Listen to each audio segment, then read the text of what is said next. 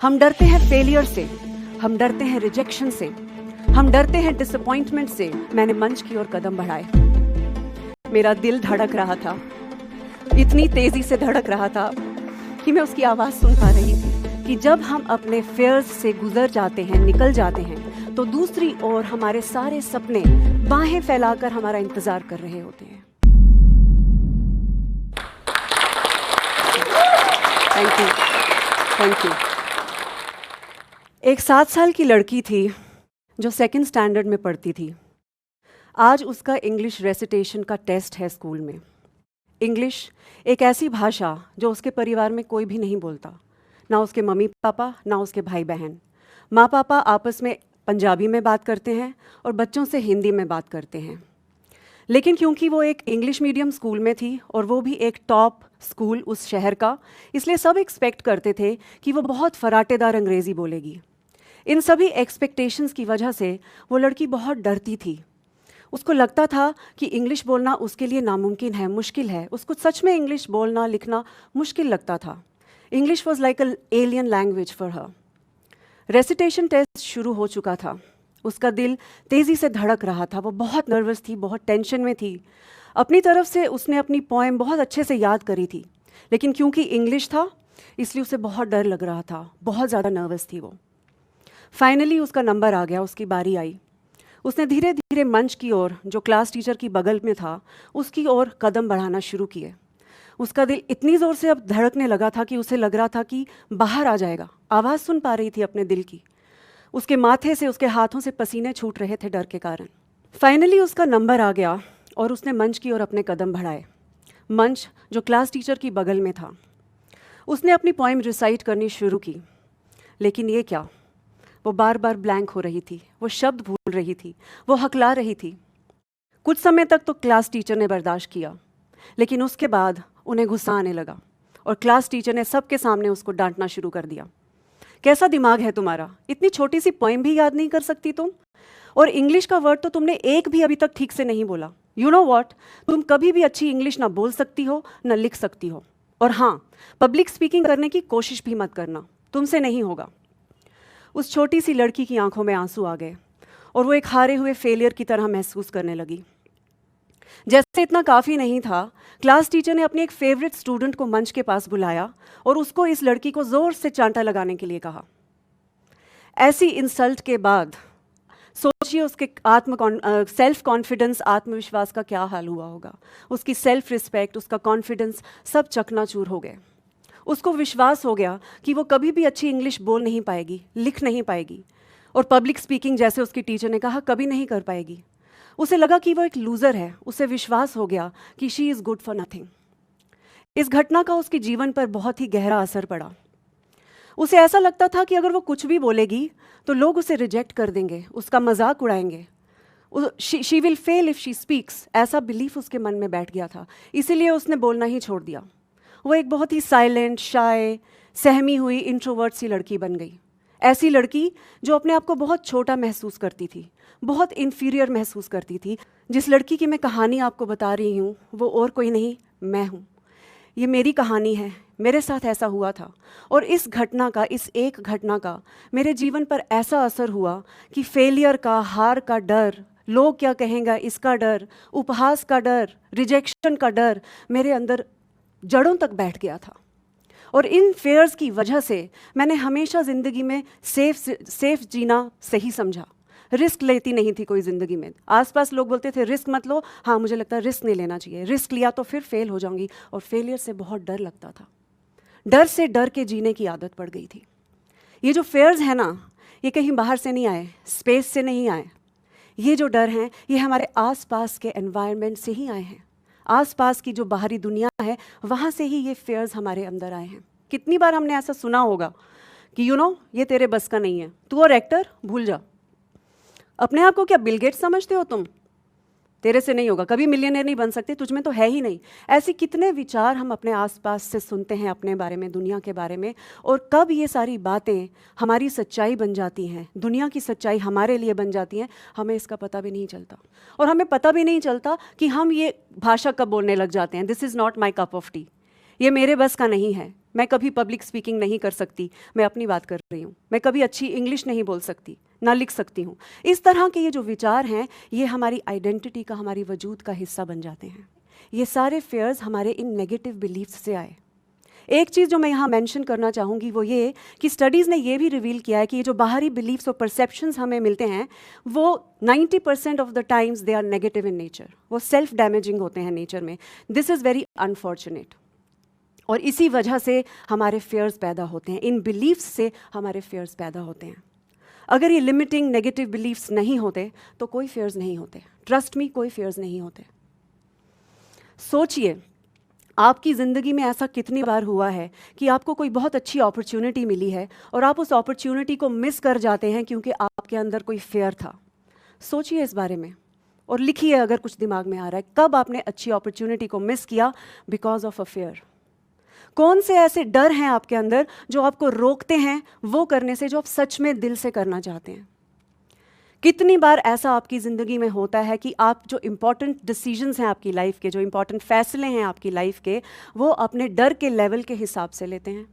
ये जो सबसे बड़ा चोर हमारे अंदर बैठा है ना, जो हमारे सारे सपनों को चुरा रहा है, वो है हमारे ये अनगिनत डर, this innumerable fears, they are stealing all our dreams. अब ये जो हमारे अंदर डर हैं, ये हमें 3 तरह से प्रभावित करते हैं, अफेक्ट करते हैं हमें 3 तरह से।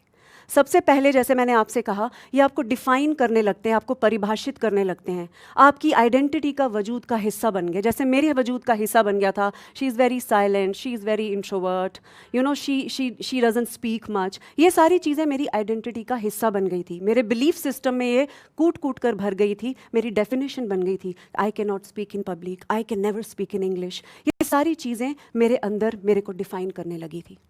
लेकिन अगर ये सब कुछ सच होता, एक मिनट के लिए अगर हम सोचें, अगर ये सच में सच होता, तो आज मैं यहाँ नहीं खड़ी होती और वो नहीं कर रही होती जो मैं आज कर रही हूँ। Thank you. दूसरा, हमारे अंदर जब डर होते हैं तो ये हमें एक बहुत ही गंदी आदत डाल देते हैं, आदत कंपैरिजन करने की, जिसको मैं कंपैरिजन ट्रैप कहती हूँ। यू नो, वो मुझसे ज़्यादा सक्सेसफुल कैसे, उसके पास मुझसे बड़ा घर कैसे, वो मुझसे ज़्यादा सुंदर कैसे, स्मार्ट कैसे, उसके पास 2 गाड़ियाँ, मेरे पास एक भी गाड़ी नहीं, ऐसा क्यों? इस तरह का कंपैरिजन हम करना शुरू कर देते हैं औरों से। अब आप सोचिए कि आप औरों से खुद को कब कंपेयर करेंगे? जब आप खुद को कम मानने लगेंगे। When you think you are lesser, when you think you are inferior, that is when you start comparing yourself to others, right? तो कंपैरिजन ट्रैप में हम घुस जाते हैं, लेकिन इस कंपैरिजन का जड़ कहाँ है? फेयर्स में। फेयर्स की वजह से ही तो हम इन्फीरियर फील करते हैं। मैं अपना एग्जाम्पल इसीलिए आपके साथ शेयर कर रही हूँ कि डर की वजह से ही मेरे अंदर इन्फीरियरिटी कॉम्प्लेक्स भर गया था। ये हो गया दूसरा। तीसरा, हमारे ये जो फेयर्स हैं, ये हमें एक्शन लेने से रोकते हैं। अगर किसी फील्ड में, किसी काम में हमने एक फेलियर को फेस कर लिया, या हमने हार का सामना किया, या हमें कोई नेगेटिव एक्सपीरियंस हो गया, तो हम फिर से उस दिशा में एक्शन लेने से डरने लगते हैं, एक्शन लेना छोड़ देते हैं। कितनी बार ऐसा होता है, आप सोचते हैं अच्छा जॉब से रिज़ाइन करते हैं, एक अच्छा बिजनेस शुरू करते हैं, बिजनेस में आपने इन्वेस्ट किया, बिजनेस बड़े जोश से स्टार्ट किया, लेकिन 1 साल के बाद आपको लगा कि मेरे को वो सब नहीं मिला जो मैं सोच रहा था या सोच रही थी। आपने बहुत से चैलेंजेस, फेलियर्स का सामना किया और आपको ऐसा लगने लगा may be business is not for me, and you decide कि I should go back to my job. आप जॉब में वापस चले गए। आपके अंदर एक बिलीव बन गया कि बिजनेस इज़ नॉट फॉर मी। और आज मैं अगर आपसे कहूँ कि चलो यार मेरे पास बहुत अच्छा एक बिजनेस आइडिया, चलो बिजनेस करते हैं, तो आप क्या कहेंगे? Business is not for me. So it stops you from taking action. इसी तरह के फेयर्स मेरी ज़िंदगी में भी भरे पड़े थे और जिसकी वजह से मैंने अपनी ज़िंदगी के बहुत सारे इंपॉर्टेंट साल गंवा दिए। मैं भी अपने आसपास के एनवायरनमेंट से यही सीखा, प्ले सेफ, वही करो जो सारी दुनिया कर रही है, उसी रास्ते पे चलो जिस पे सब चल रहे हैं, कभी कोई रिस्क मत लेना, रिस्क लोगे तो हार का सामना करना पड़ सकता है, डर हार का। लेकिन बाय गॉड्स ग्रेस मैं पढ़ाई में अच्छी थी, इसीलिए मैंने इंजीनियरिंग एक अच्छी यूनिवर्सिटी से की और मुझे एक अच्छे टॉप MNC में बैंगलोर में नौकरी भी मिल गई। उस समय के हिसाब से this was a big accomplishment, this was success. साथ ही साथ मेरी शादी हो गई, we shifted our base to Bangalore. तो दुनिया के हिसाब से मेरी लाइफ सॉर्टेड थी, मैं सक्सेसफुल थी, लेकिन मेरे अंदर एक अजीब सा खालीपन था। जो मैं काम कर रही थी, जिस प्रोफेशन में मैं थी, मैं उसे इंजॉय नहीं कर रही थी। मुझे हमेशा ऐसा लगता था कि कुछ और है जो मुझे करना है, लेकिन वो और क्या है उसका जवाब उस समय मेरे पास नहीं था। और मेरे को ये फ्रस्ट्रेशन किसी से शेयर करने में डर लगता था कि अगर मैंने शेयर किया तो सब क्या बोलेंगे मेरे बारे में, शी इज़ सो अनग्रेटफुल। ऐसी नौकरी किसी को मिलती है, इतनी अच्छी इंजीनियरिंग करी, तब इंजीनियरिंग बहुत बड़ी डील होती थी। तो मुझे डर लगता था ये शेयर करने से, और कैसे तैसे मैं बिना मन के रोज़ ऑफिस जा रही थी, day in and day out वो काम कर रही थी जो मुझे करना अच्छा नहीं लगता था, मैं खुश नहीं थी। कुछ साल तो मैंने ये जॉब जैसे तैसे कर लिया, लेकिन एक समय के बाद अंदर की जो मेरी घुटन थी वो इतनी बढ़ गई थी कि मैं उसे सह नहीं पा रही थी। तब मैंने डिसाइड किया कि मैं अपने हस्बैंड से, who also happens to be my best friend, उनसे तो ये ज़रूर शेयर करूँगी। उनसे मैंने ये बात शेयर की, उन्होंने कहा कि यू नो वॉट, इतने साल मैंने डर की वजह से ये काम किया है। Fair of losing my financial independence, fair of being called a failure, लोग मुझे फेलियर कहेंगे, लोग मुझे रिजेक्ट कर देंगे, यू नो ये सारे डर थे जिसकी वजह से मैं ये करती रही, लेकिन अब मुझसे हो नहीं रहा है, मुझे ये नहीं करना। मेरे अंदर जो घुटन थी, जो दर्द था इस खालीपन की वजह से, वो इतना ज़्यादा बढ़ गया था कि फियर्स का जो डर होता है ना, डर से जो डर लगता है, उसका जो दर्द था, जो पेन था, वो बहुत छोटा लगने लगा था मुझे। और अचानक मेरे अंदर एक करेज पैदा हुई अपने सारे फियर्स का सामना करने की। मैं जानना चाहती थी कि आखिर होगा क्या, मैं देखना चाहती थी फेयर की दूसरी ओर है क्या। इसलिए मैंने डिसाइड किया कि मैं रिज़ाइन करूँगी। मैंने रिज़ाइन किया और आसान नहीं था, trust me, it was not easy. बहुत कुछ सुनने को मिला दुनिया से, बहुत ताने सुने, लोगों ने मुझे पागल बोला, इनसेन बोला, थैंकलेस, अनग्रेटफुल बोला, लेकिन मैंने डिसाइड कर लिया था। मेरे अंदर कुछ तो बदल गया था, मुझे नहीं पता क्या बदला था, बट अचानक एक साहस, एक करज पैदा हो गया था हर एक डर का सामना करने के लिए। तब मैंने डिसाइड किया कि अब मैं एक फुल टाइम होम मेकर और एक माँ का रोल निभाने वाली हूँ। मैं वही करना चाहती हूँ, और मैंने ये दोनों रोल बखूबी निभाए भी। बट मैंने अपने फेयर से गुजरने का निश्चय कर लिया था। और कहते हैं ना कि जब एक बार आप डिसाइड कर लेते हैं कि हाँ मैं अपने डर का सामना करूँगी, और डर को फेस करते हैं, डर से डरना छोड़ देते हैं, तो ईश्वर भी आपके लिए नए नए रास्ते निकालते चले जाते हैं। मेरे साथ भी ऐसा ही कुछ हुआ। मुझे एक एनजीओ के साथ as a volunteer part time काम करने का अवसर मिला। इस काम में मेरे को 2 रियलाइजेशंस हुई। सबसे पहले मैंने ये रियलाइज़ किया कि दुनिया में कितने लोग ऐसे हैं जिनको जेन्युइनली आपकी ज़रूरत है।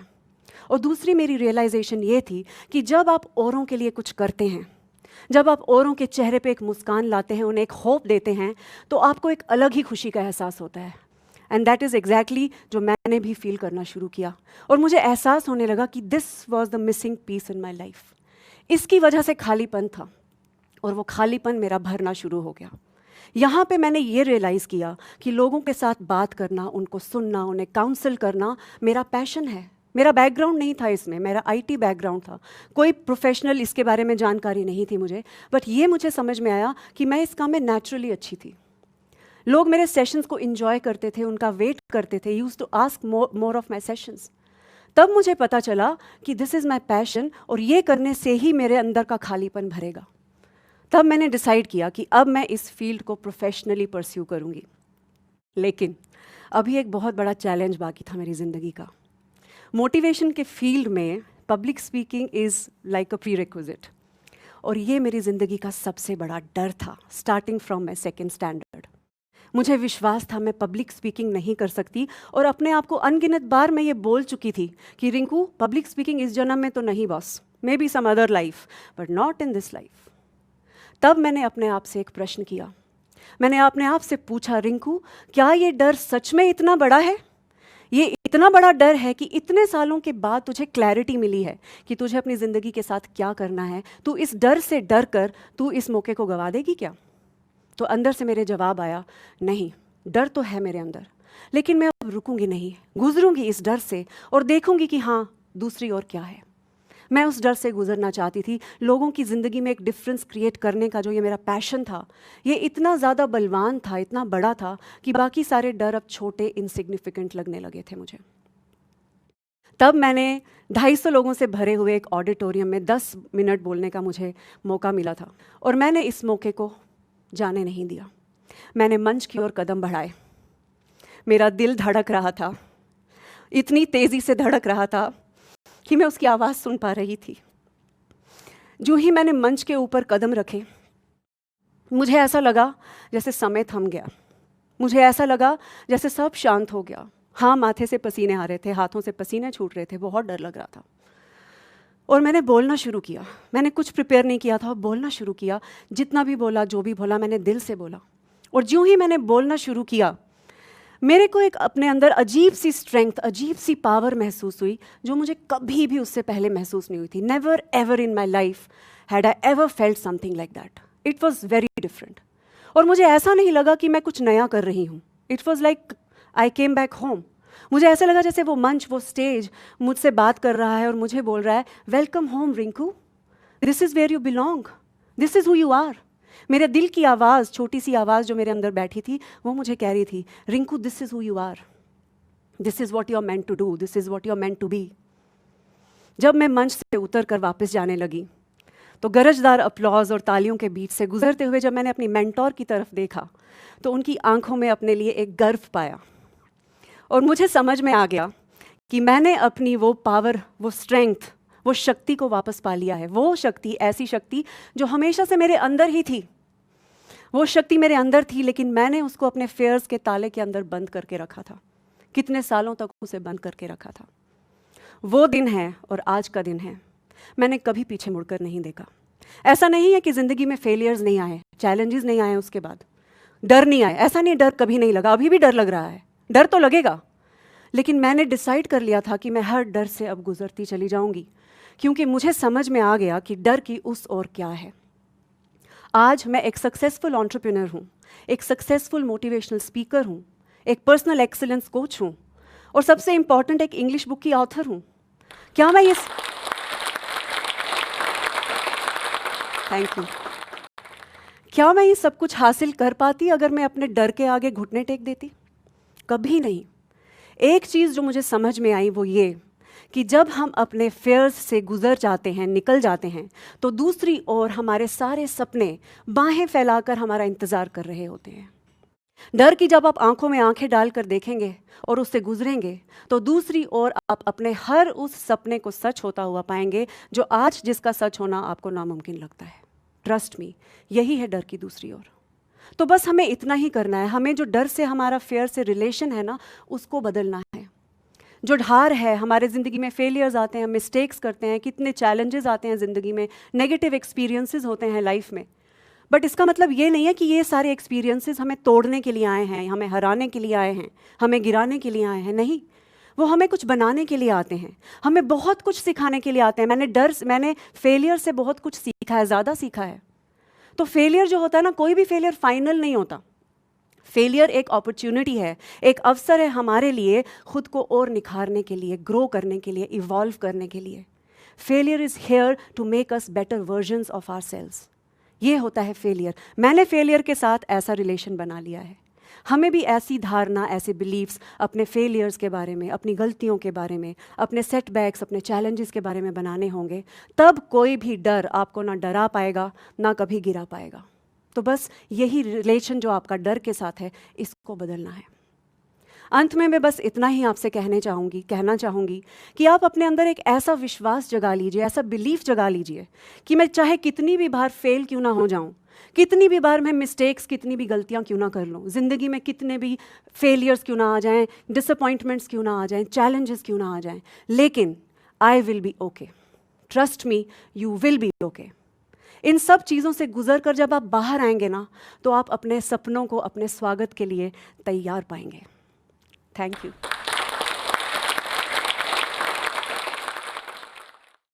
आज से कुछ सालों पहले जब मेरे पास ना फेम थी, ना सक्सेस था, ना पैसा था, कुछ भी नहीं था, बस दो चीज़ें थी, एक जोश था और एक कॉन्फिडेंस था कि आज नहीं तो और कभी करेंगे लोग गौर कभी। मैं जोश हूँ और हिम्मत बेहिसाब हूँ। मैं कई बार फेल हुआ, शायद इसलिए आज मैं कामयाब हूँ। मैं ये मैसेज देना चाहूँगी कि जोश टॉक्स में एक से एक बढ़िया टॉक्स हैं, एक से एक इंस्पायरिंग स्पीकर्स आकर अपनी जर्नी शेयर करते हैं। बहुत सारी लर्निंग्स हमें मिलती हैं जोश टॉक के प्लेटफॉर्म से। सो प्लीज़ आप शेयर कीजिए इन वीडियोस को, सब्सक्राइब कीजिए चैनल के लिए। अगर आपके कोई क्वेश्चंस हैं तो आप प्लीज़ नीचे कमेंट्स में डालिए, हम लोग उसको आंसर करेंगे आपके लिए।